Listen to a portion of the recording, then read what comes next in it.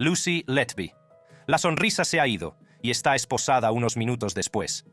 Para comprender los espeluznantes crímenes cometidos por Lucy Letby, es importante ahondar en sus antecedentes y en los inicios de su carrera. Letby, nacida a finales de la década de 1980, creció en el seno de una familia aparentemente corriente del Reino Unido.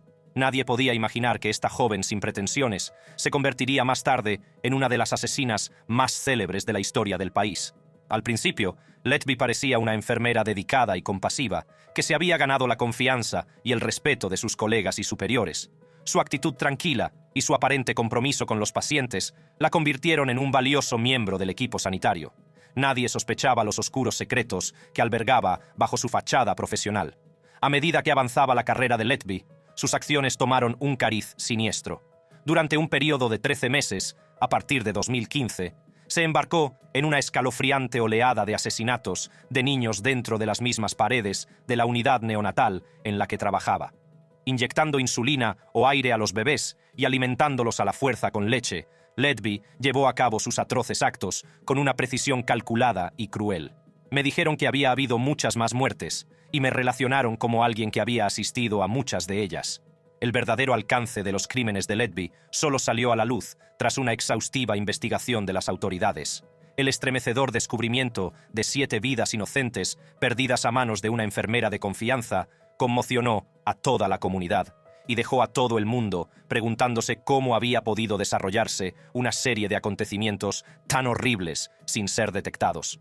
Se trató de una cruel, calculada y cínica campaña de asesinato infantil con los niños más pequeños y vulnerables. Sabiendo que sus acciones estaban causando un sufrimiento físico significativo, el juicio de Lucy Letby, la enfermera asesina responsable de la muerte de 7 recién nacidos, conmovió a la nación cuando salieron a la luz los espeluznantes detalles de sus crímenes. Las acciones de Letby, descritas por el juez como una cruel, calculada y cínica campaña de asesinato de niños, dejaron a la sala del tribunal sumida en la incredulidad. Durante el transcurso de este juicio, usted ha negado fríamente cualquier responsabilidad por su fechoría y ha tratado de atribuir la culpa a otros. No tiene remordimientos. No hay factores atenuantes. A lo largo del juicio, Letby no mostró ningún remordimiento por sus atroces actos. Su falta de emoción y su negativa a escuchar la sentencia no hicieron sino aumentar la escalofriante naturaleza de sus crímenes. Las familias de las víctimas, ya devastadas por su pérdida, quedaron aún más traumatizadas por el comportamiento insensible de Letby. Tras estudiar detenidamente las pruebas presentadas, el tribunal dictó una sentencia que reflejaba la gravedad de los crímenes de Letby. Fue condenada a cadena perpetua sin posibilidad de excarcelación, lo que la convierte en la 4ª mujer británica condenada a cadena perpetua. Esto significa que Letby pasará el resto de su vida entre rejas, sin poder volver nunca a la sociedad.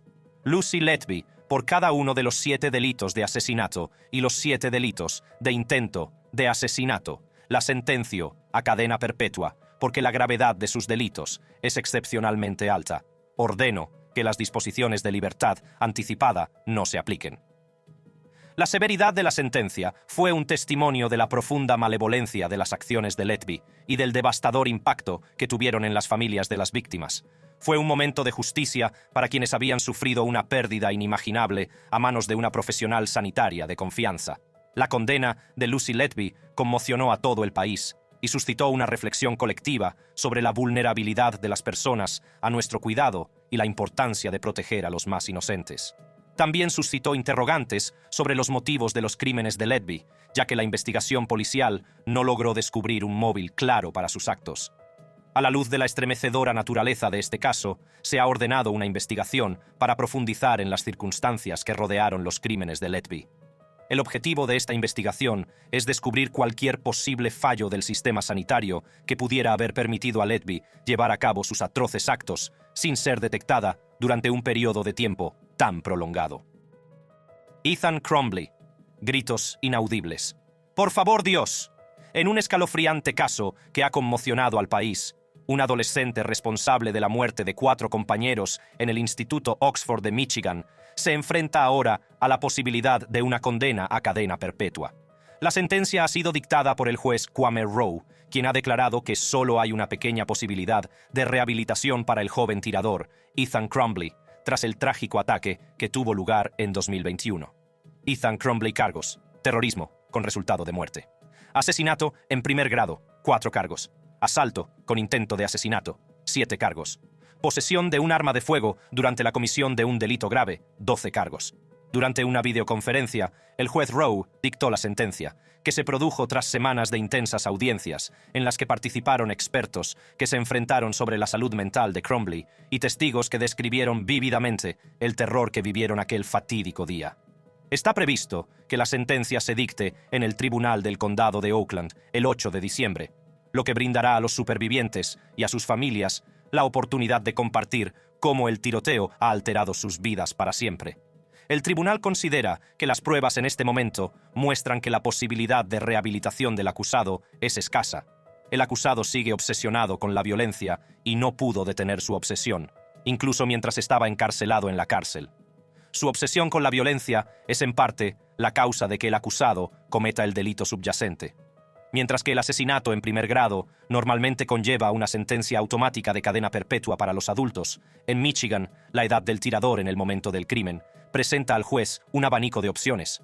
El juez Rowe puede ahora elegir entre imponer la cadena perpetua o una pena más corta de entre 25 y 40 años, con la posibilidad de una eventual puesta en libertad. Esta vista fue el resultado de importantes decisiones, tanto del Tribunal Supremo de EAUU como del Tribunal Supremo de Michigan en relación con el tratamiento de los adolescentes condenados por asesinato. Los fiscales tenían la carga de demostrar que una cadena perpetua en la tragedia de Oxford no sería un castigo excesivo. El juez Rowe, en un dictamen de casi 1 hora de duración, declaró que habían cumplido con éxito esa carga. Hizo hincapié en que el crimen no fue el resultado de la impetuosidad o la imprudencia, sino más bien un acto de violencia cuidadosamente planeado y ejecutado. El tirador se había descargado un mapa de la escuela, había calculado el tiempo probable de respuesta de la policía e incluso había investigado dónde se encarcela a los adolescentes de Michigan. La fiscal Karen McDonald, que aboga por la cadena perpetua, expresó su esperanza de que la decisión del juez reconfortara a la comunidad de Oxford, que se prepara para la vista final de diciembre. Ethan Crumbley, que ahora tiene 17 años, y su equipo de defensa escucharon la decisión mientras se encontraban en la cárcel del condado, pero prefirieron no hacer comentarios. Margaret Rabin, abogada defensora de la zona de Detroit no implicada en el caso, señaló que el juez aún tiene la opción de imponer una pena de años en lugar de cadena perpetua. El autor del tiroteo se declaró culpable de asesinato, terrorismo y otros delitos. Antes del tiroteo, el adolescente y sus padres se habían reunido con el personal de la escuela después de que un profesor observara dibujos violentos. Sorprendentemente, nadie revisó su mochila en busca de un arma y se le permitió permanecer en la escuela. Más tarde, se supo que el autor del tiroteo había llevado un diario en el que expresaba su deseo de ver sufrir a los alumnos y su convicción de que pasaría su vida en la cárcel. Incluso grabó un vídeo en su teléfono la noche anterior al tiroteo, en el que esbozaba sus planes para el día siguiente. Los abogados defensores argumentaron que el tirador se encontraba en una espiral descendente devastadora, atribuyéndola a una grave negligencia por parte de sus padres. Afirmaron que sus padres habían comprado un arma y lo habían llevado a un campo de tiro, lo que agravó su estado problemático. Sin embargo, el juez Rowe no estuvo de acuerdo con la caracterización que hizo la defensa de la vida familiar del tirador, afirmando que, a pesar de los defectos de sus padres, parecía haber tenido una familia cariñosa y comprensiva. El juez citó las propias palabras del tirador, que describió su infancia como buena. En agosto, la abogada defensora Paulette Michelle Loftin argumentó que Crumbley debería tener la oportunidad de obtener la libertad condicional en el futuro, una vez que su cerebro enfermo haya sido tratado mediante asesoramiento y rehabilitación. Sin embargo, el juez Rowe sigue sin estar convencido, afirmando que las posibilidades de rehabilitación son escasas. La continua obsesión del tirador por la violencia, incluso estando encarcelado, desempeñó un papel importante en la decisión del juez. Accedió a contenidos violentos en un dispositivo electrónico, violando las normas de la cárcel. El juez Rowe hizo hincapié en que para que se produzca la rehabilitación, el acusado debe desear realmente el cambio, y las pruebas presentadas no demostraron ese deseo. El tiroteo en Oxford High School se cobró las vidas de Madison Baldwin, Tat Myrie, Hannah St. Juliana y Justin Schilling, dejando a la comunidad devastada. Además, 6 alumnos y un profesor resultaron heridos en el ataque. En un caso separado, James y Jennifer Crumbley, los padres del tirador, se enfrentan a cargos de homicidio involuntario. Se les acusa de tener un arma accesible en casa y de descuidar la salud mental de su hijo.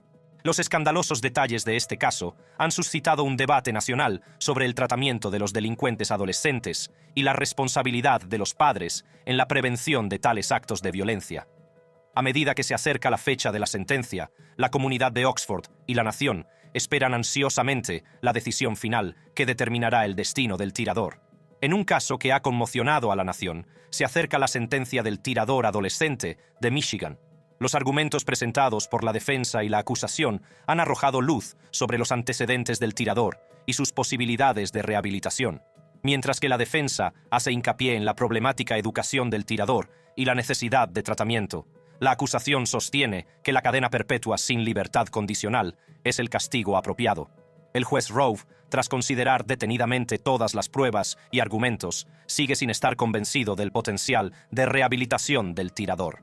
La continua obsesión del tirador con la violencia, incluso estando encarcelado, y su violación de las normas de la cárcel al acceder a contenidos violentos en un dispositivo electrónico, han consolidado aún más la creencia del juez de que el cambio es improbable. Mientras la comunidad de Oxford y el país esperan la vista final, el impacto de esta tragedia persiste. Se perdieron vidas, familias destrozadas y una comunidad marcada para siempre. El caso ha desencadenado un debate nacional sobre el tratamiento de los delincuentes adolescentes y la responsabilidad de los padres en la prevención de tales actos de violencia. Mason Sisk. Y cuando tus hijos se levantan en mitad de la noche y están asustados porque piensan que hay un monstruo en su armario, o se levantan en medio de la noche y se asustan porque piensan que hay un monstruo debajo de su cama. Bueno, Mason Sisk era ese monstruo. Era ese monstruo en ese sótano que mató a esos niños. En un tranquilo pueblo de Alabama se desató una tragedia que mancharía para siempre la memoria de la comunidad. Mason Sisk, un adolescente problemático de solo 18 años, se convertiría en el autor de uno de los crímenes más espeluznantes de la historia reciente. Mason Sisk, cargos. 4 cargos de asesinato capital. En ese fatídico día de 2019, la ira y la frustración de Mason llegaron a un punto de ebullición, llevándolo a cometer un acto de horror indescriptible. Con una mente fría y calculadora, Mason Sisk acabó con la vida de los miembros de su propia familia. Sus padres y sus 3 hermanos menores fueron víctimas de su escalofriante plan. El método que eligió fue tan espeluznante como el acto en sí. Disparó a cada uno de ellos en la cabeza, extinguiendo sus vidas en un instante. Se reunió con los diputados en el camino de entrada y les dijo que había estado en el sótano de la casa y escuchó disparos desde el nivel principal de la casa de arriba. Esto fue en el bloque 200 de Ridge Road en Elkmont, Alabama, pero que puede llevar a un joven a cometer un acto tan atroz contra su propia carne y sangre. La respuesta se encuentra en la ira y la frustración profundamente arraigadas que habían estado supurando dentro de Mason durante años. Estaba harto de su familia, incapaz de soportar por más tiempo el peso de su presencia en su vida. Los motivos de las acciones de Mason son tan inquietantes como desconcertantes. Los detalles de su móvil revelan un alma atribulada, consumida por una oscuridad que pocos pueden comprender. El juicio de Mason Sisk conmovió a la nación, mientras la comunidad buscaba justicia para el crimen inimaginable que había cometido. Acusado de 4 cargos de asesinato, Mason se enfrentó a una batalla legal que determinaría su destino. El peso de las pruebas en su contra era innegable y no dejaba lugar a dudas. A medida que se desarrollaba el juicio, el jurado examinó detenidamente los desgarradores detalles del caso. Escucharon los testimonios, estudiaron las pruebas forenses y analizaron el escalofriante móvil de las acciones de Mason. Tras menos de 2 horas de deliberaciones, el jurado legó a un veredicto unánime, culpable de todos los cargos. El juez que presidía el caso no se anduvo con rodeos a la hora de describir la naturaleza del crimen. Lo calificó de espantoso, perturbador y revestido de una maldad sin paliativos. Los escalofriantes detalles de los asesinatos describían un crimen tan atroz que conmocionó a la sala. La condena de Mason Sisk marcó un punto de inflexión en el juicio, ya que la comunidad respiró aliviada. El peso de las pruebas y la espeluznante naturaleza del crimen dejaban poco margen para la compasión o la duda. El sistema judicial había hablado, y Mason Sisk pasaría el resto de su vida entre rejas. ¿Tienes algo que decir, Mason, sobre tu nueva sentencia? A lo largo del juicio, se fueron desvelando los espeluznantes detalles del crimen, pintando el retrato de un joven problemático consumido por una oscuridad que pocos pueden comprender. Nicholas W. Browning. No has derramado ni una lágrima por tu familia. No has derramado ni una lágrima por tu familia. Entras en una casa, toda tu familia es asesinada, y tú solo... Yo no lo hice. ¿Por qué lo haría? A medida que nos adentramos en el impactante caso del adolescente que recibió 4 cadenas perpetuas, nos enfrentamos al marcado contraste de su comportamiento a lo largo del juicio. 2 días antes de su sentencia por matar a sus padres y hermanos pequeños, Nicholas W. Browning, un estudiante con honores de Baltimore, hizo una escalofriante llamada telefónica a un amigo, bromeando sobre escapar de la cárcel. Nadie sabía que esto sería un presagio de la oscuridad que estaba a punto de desatarse. Nicholas W. Browning. Cargos: 4 cargos de asesinato en primer grado. Sin embargo, cuando llegó el momento de su audiencia de sentencia, la conducta de Browning dio un giro dramático. Entró en la sala con lágrimas en los ojos, visiblemente angustiado y abrumado por la gravedad de sus actos. De pie ante el juez, sollozó y pidió perdón a sus familiares, expresando un profundo remordimiento por los atroces crímenes que había cometido. El abogado de Browning, que habló en su nombre, leyó una declaración de disculpa en la que destacaba su deseo de alejar el dolor que había causado a su familia. Las palabras fueron sinceras, llenas de arrepentimiento y una súplica de perdón. Fue un momento que dejó a muchos en la sala conmovidos, preguntándose si había algo más en este adolescente problemático de lo que parecía a simple vista. Sin embargo, la acusación se apresuró a cuestionar la sinceridad del remordimiento de Browning. Reprodujeron una llamada telefónica que Browning había hecho, pocos días antes de su sentencia, en la que expresaba su deseo de escapar de la cárcel. Esta revelación puso en duda la autenticidad de su disculpa, dejando a la sala en un estado de incredulidad. ¿Cómo podía alguien que parecía tan arrepentido albergar también pensamientos de eludir la justicia? Para socavar aún más la imagen de Browning, la acusación presentó fragmentos de su interrogatorio policial. En estas grabaciones, Browning aparecía distante y sin emociones, mientras relataba los acontecimientos que condujeron a los asesinatos. Su falta de remordimiento y su segura predicción de que el jurado creería su versión de que los ladrones eran los responsables de los asesinatos causaron conmoción en la sala. Las imágenes contrastadas del comportamiento de Browning dejaron a todo el mundo cuestionándose la verdadera naturaleza de este joven. ¿Tenía verdaderos remordimientos o sus muestras de emoción no eran más que un acto calculado? La sala del tribunal estaba dividida. Algunos creían que Browning era un asesino insensible que no mostraba ningún respeto por la vida humana, mientras que otros lo veían como un adolescente problemático que había actuado trágicamente. A medida que avanzaba el juicio, la fiscalía presentó pruebas que arrojaban luz sobre el móvil de los asesinatos. El dinero, parecía, era la fuerza impulsora detrás de las acciones de Browning. Al estar toda tu familia muerta, fuiste el que más ganó. Estoy seguro de que tu padre estaba bien asegurado. Tu madre estaba bien asegurada, ahora todo es tuyo, así que fríamente mataste a tus padres. Entonces, tiene que haber otra razón por la que hiciste esto, aparte del dinero del seguro. No solo mató a sus padres, sino que también acabó con la vida de sus propios hermanos. Esta impactante revelación añadió otra capa de oscuridad a un crimen ya de por sí horripilante. La sala del tribunal se llenó de jadeos y murmullos cuando se hizo evidente el alcance de las acciones de Browning. Browning acabó confesando los asesinatos. Admitió que creía que su historia quedaría incuestionada si no quedaba nadie que pudiera contradecirle. Fue una revelación escalofriante que dejó a todos boquiabiertos. ¿Cómo podía alguien tan joven y aparentemente normal ser capaz de actos tan calculados y a sangre fría? Durante todo el juicio, los familiares de Browning le apoyaron, ofreciéndole su apoyo y escribiendo cartas pidiendo clemencia. Afirmaron que sus padres habían abusado de él, dibujando el retrato de un adolescente atormentado y con problemas. La defensa se aprovechó de esta narrativa, presentando a los padres de Browning como abusivos y argumentando que sus acciones le habían llevado a cometer estos horribles crímenes. Sin embargo, la acusación rebatió estas afirmaciones, argumentando que los padres de Browning eran incapaces de defenderse. Su versión de la historia quedó sin contar, dejando al tribunal con una imagen incompleta de la dinámica familiar que pudo haber contribuido a esta tragedia. En medio del drama judicial, los abogados de la defensa pidieron que Browning cumpliera todas sus condenas a cadena perpetua simultáneamente, con la esperanza de obtener un resultado más indulgente. Por otro lado, la acusación pidió cadenas perpetuas consecutivas, haciendo hincapié en la gravedad de los delitos cometidos. El juez, enfrentado a una difícil decisión, recomendó que Browning fuera internado en un centro psiquiátrico de máxima seguridad para delincuentes juveniles. Era una recomendación que reflejaba la creencia de que las acciones de Browning podían tener su origen en problemas psicológicos más profundos. Nehemías Griego. Esta noche, estamos conociendo más detalles perturbadores de un asesinato en masa en el Valle Sur de Albuquerque. Un joven de 15 años, Nehemías Griego, está en la cárcel, después de decirle a los investigadores que disparó y mató a sus padres y 3 hermanos menores. En un tranquilo barrio de Albuquerque, Nuevo México, se desencadenó una horrible tragedia que cambiaría para siempre la vida de los implicados. Nehemías Griego, que entonces tenía 15 años, cometió un acto tan atroz que conmocionó a toda la comunidad. Nehemías Griego. Cargos: 2 cargos de asesinato en segundo grado, 3 cargos de maltrato infantil con resultado de muerte. Fue en 2013 cuando Griego, armado con rifles guardados en el armario de sus padres, se embarcó en una escalofriante matanza que acabaría con la vida de sus padres y sus 3 hermanos.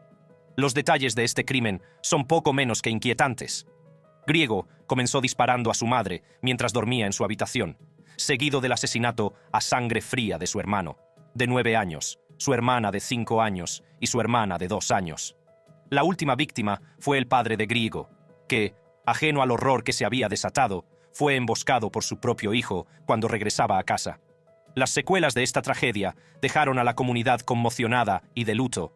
Los agentes del condado de Bernalillo detuvieron rápidamente a Griego y comenzó el proceso judicial.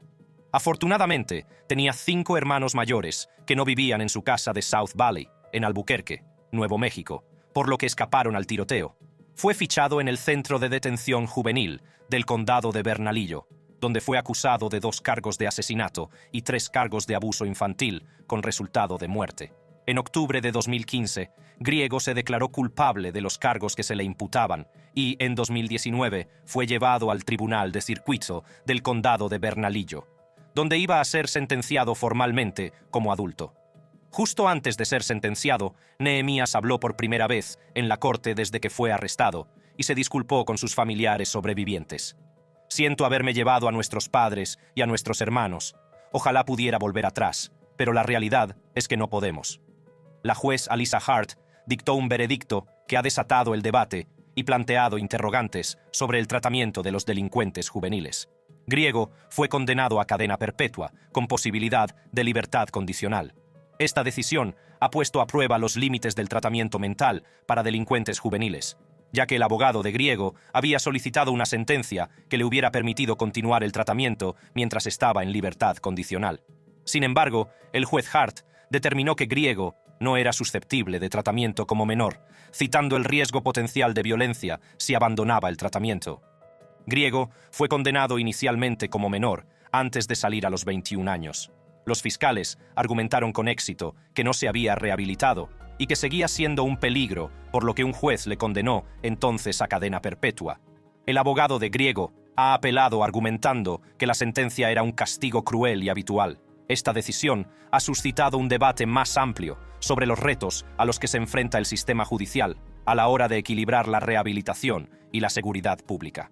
Mientras algunos argumentan que la trágica educación de Griego y los abusos que sufrió deben tenerse en cuenta, otros creen que la gravedad de sus actos exige un castigo más severo. La sentencia ha hecho que muchos se pregunten si el sistema actual aborda adecuadamente la rehabilitación y reinserción de los delincuentes juveniles. La sentencia decepcionó al abogado defensor de Griego, Stephen Taylor. Taylor argumentó que Griego había sufrido graves abusos y desnutrición cuando era niño, lo que le provocó daños cerebrales. Cree que con una mejor atención a los niños en el estado, este trágico desenlace podría haberse evitado. El abogado defensor de Nehemías Griego, Stephen Taylor, ha expresado su decepción por la sentencia, calificándola de desafortunada. A lo largo de los años, Taylor ha argumentado que las acciones de Griego se vieron influidas por los graves abusos y la desnutrición que padeció de niño y que le provocaron daños cerebrales. Cree que si el Estado atendiera mejor a los niños, podrían evitarse tragedias como esta. Al llegar al final de nuestro escalofriante viaje a las vidas de 5 jóvenes asesinos en serie actualmente encerrados en prisión, nos quedamos con una inquietante constatación. Estos individuos, antaño miembros corrientes de la sociedad, sucumbieron a las profundidades más oscuras de sus propias mentes, dejando un rastro de devastación a su paso. Desde la brutalidad calculada de Ethan Crumbley hasta la perturbada psique de Nehemías Griego, cada caso ha arrojado luz sobre las complejidades de la naturaleza humana y el potencial de oscuridad que reside en todos nosotros. Los motivos, métodos y perfiles psicológicos de estos asesinos han permitido vislumbrar las profundidades de la depravación que puede existir en la psique humana. Si quieres ver vídeos tan intrigantes como este, haz clic en las tarjetas que aparecen en tu pantalla y te espero.